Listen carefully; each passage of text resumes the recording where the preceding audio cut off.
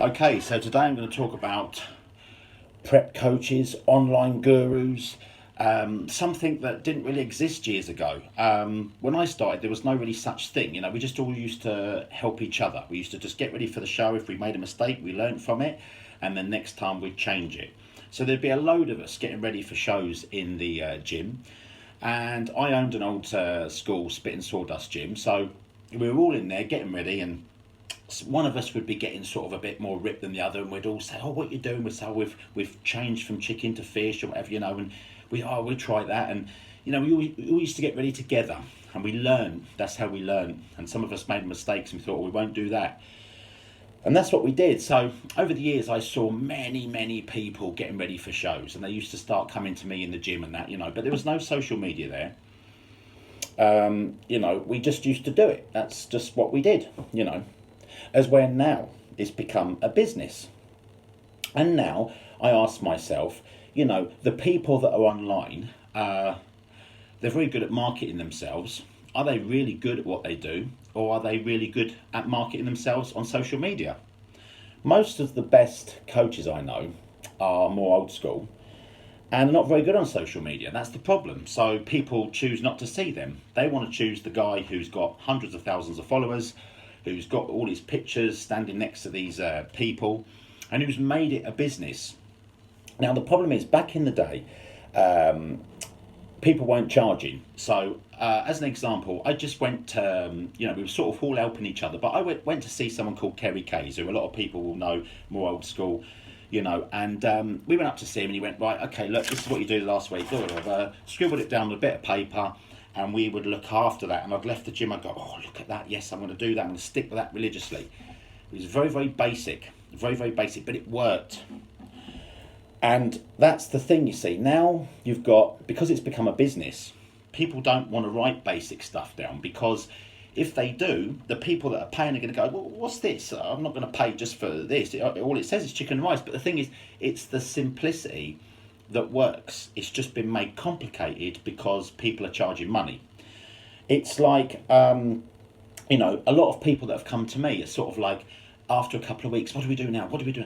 Just keep doing what you're doing. That's the thing. That's what works. But obviously, when you're charging someone, you feel like you want to make it a lot more complex, because people want to get their money's worth. And this is what's the problem. Now, I asked myself, I thought, look, most of the best show preppers I know are obviously the ones with the most experience, the ones that have been doing it the longest. And you've got these new guys that are coming up that are very good on social media, and that's where the problem comes. They're very good at marketing themselves. So are they really good at what they do, or are they very good at marketing it? So of course people look at these people online and think, "Oh, he's got 100,000 followers and he's helped all these people, he's got pictures standing next to everyone," and that, because it's what's being presented to you. When really, this is just all for social media. As where, like I said, some of the best show preppers I know are people that just haven't got a clue about social media, because they're back from the day, but they have the most experience. So all I'm saying to people is that be very careful. Do your homework. Are you really being brought into this social media thing, or are you really looking at the individual who's got the most experience at doing this? Do you know what I mean? So, as an example, I helped many people in the past, really good bodybuilders, but there was no social media, so of course no one knows it doesn't exist anymore. So that's the problem. I realised that maybe I have to start putting some stuff online, because if you don't, then people are just not going to buy into it. That is the biggest problem, which is wrong, really. So what I would suggest is, my best advice is, do your homework. Go with someone who's got experience, and go with someone who at least can get themselves ready, because a lot of these people, I'm not being funny, but they can't even get themselves ripped, so how are they going to get someone else ripped? Do you know what I mean? So really, I started a diet as well, because I really wanted to prove to people that what I'm saying works. And I think I've done that. You've got to remember, I am 47 now. It's not so easy. It was a lot easier when I was in my 20s.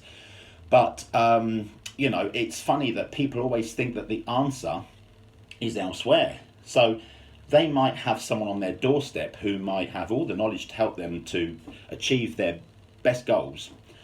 But they don't like that. They want someone in America to help them, and pay thousands of pounds.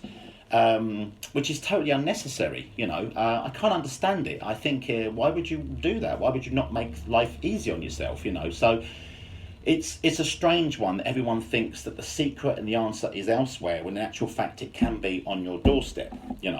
Like I said, back then it was so different. We all learned, we all helped each other. I made mistakes, I would learn from someone else. He would make mistakes and he would learn from me, and that's what we did. And it wasn't a business then, so of course we kept it nice and simple, we kept it nice and basic, and it worked. So this is your problem.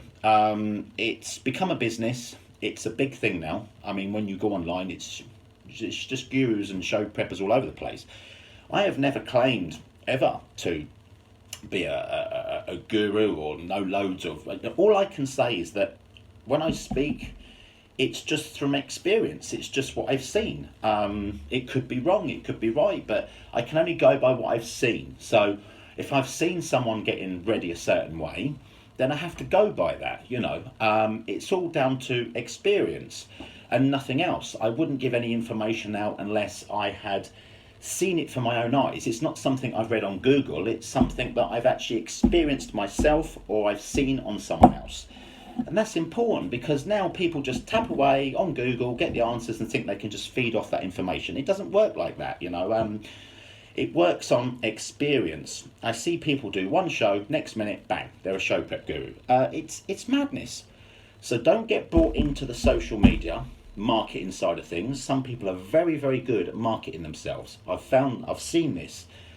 But you've got to ask yourself, are they really good at what they do? Now, don't get me wrong, a lot of them are, but some of them ain't. And it's very, very difficult, I think, for these newcomers to really sift out who's genuine and who ain't.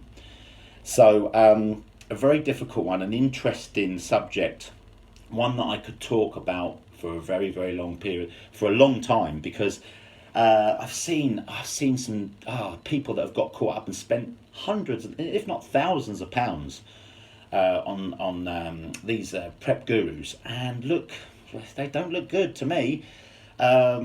So yeah, it's one that you could easily get caught up in. So hopefully by watching this video, I'm not saying that I'm the one that you should be listening to by any means. There are millions out there. In fact, some of the best, like I said, that I know are ones that are not really hot on the social media.